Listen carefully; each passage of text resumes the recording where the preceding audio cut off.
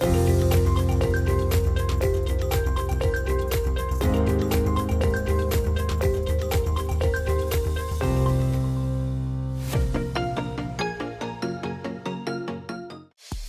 us look at the global market updates this week. Global indices in green despite Israel-Hamas war in anticipation of a quick end to conflict. So all the global indices this week are in green. As seen here, Nikkei 225 up by 5%, Nasdaq by almost 4%, DAX by 3.11%, Dow by 2.5% and Nifty 50 by 1.46%. Let's look at the Indian equity indices this week. Nifty held steady at 19,500 and closed with a solid green candle. A positive move of 148 points this week and a gain of 0.75%. So this week we have seen a decent uptrend in Nifty, bucking the expectations of many investors. In the coming week, Nifty is maintaining resistance at 19,900 and a break above this level may lead us to a potential all-time high, and we may find support at 19,500 in the coming week. Coming to mid-caps this week, Nifty saw a positive rally of 300 points, marking a 0.74% gain. Mind you, this is already an overheated segment according to many analysts. The mid-cap index experienced consistent gains throughout the entire week, with stocks opening higher every single day last week. In the next week, Nifty mid-cap is expected to be in the range of 39,500 to 41,600, as we have seen in the several weeks.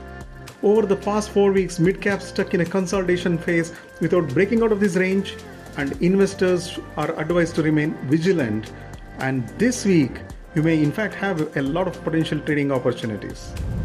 In the market cap baskets of Rupee Rakshak, the best performers are the best small cap stocks with 3.08% last week, followed by silver ETF at almost 3% and best of mid and small caps at 2.5%.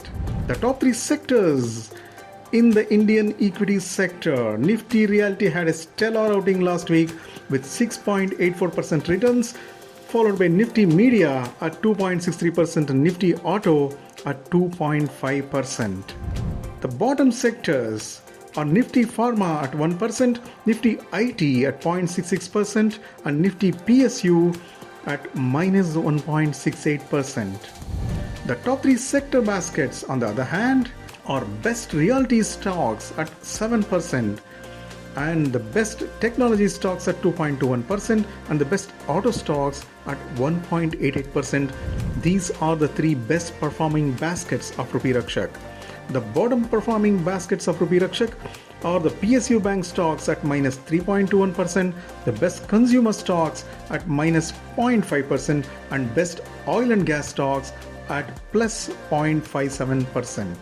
The top 3 thematic baskets of Rupee Rakshak for last week are Birla Group stocks at 4.82%, Best India Defence at 3% and Best Infrastructure at 2.4%.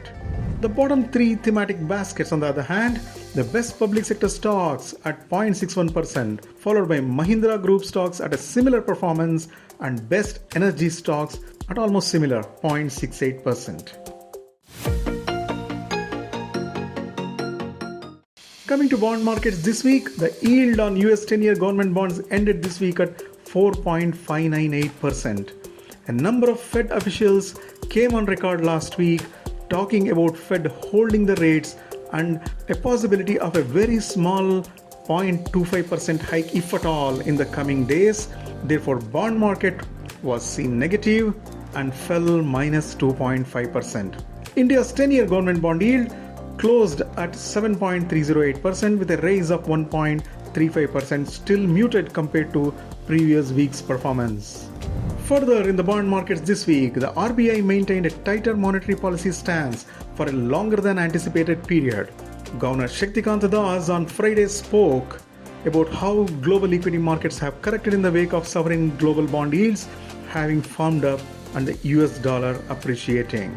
In US, the cautious tone of the Fed officials is signaling an end to interest rate hikes, and a final small 25-point hike is expected, but is unlikely to impact the market according to Brian Lan of Gold Silver Central of Singapore.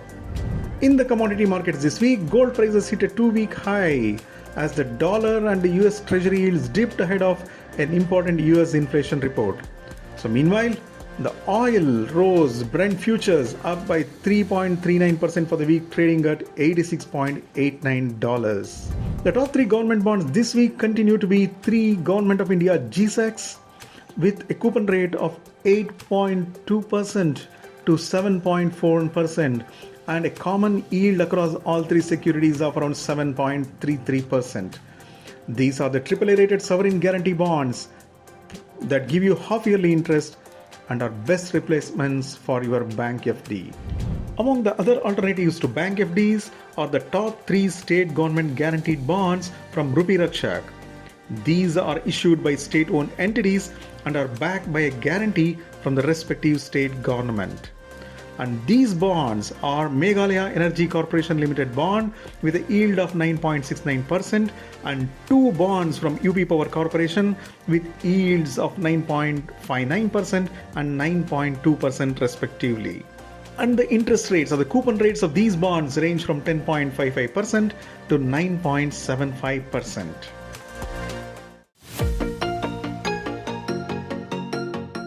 Coming to the mutual fund updates for the week, here are some key figures for retail investors from SEBI's Anant Narayan. The AUM of pure retail investors in India has increased from 4 lakh crore in March 2020 to 12 lakh crore as on today. The mutual fund community has performed exceptionally and has grown from 2.2 crore investors to 4 crore investors in the same period. And in the SEBI regulated market, the number of unique participants entering the capital market has reached 10 crore as of September 2023, all pointing to the buoyant capital markets of India. In the domestic institutional investors data for the last week, the mutual fund industry saw an investment of 6,961 crore by the DIIs in the stock market.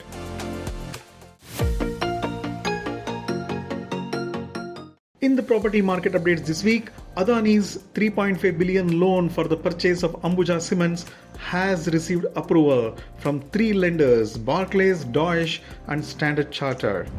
And Godrej Properties is in advanced talks with Hero Realty to sell a 14-acre land parcel in Gurugram valued at 730 crores. Shalimar Paints targets 25% growth this year with a strong 12% growth in Q1 and higher expectations for Q2.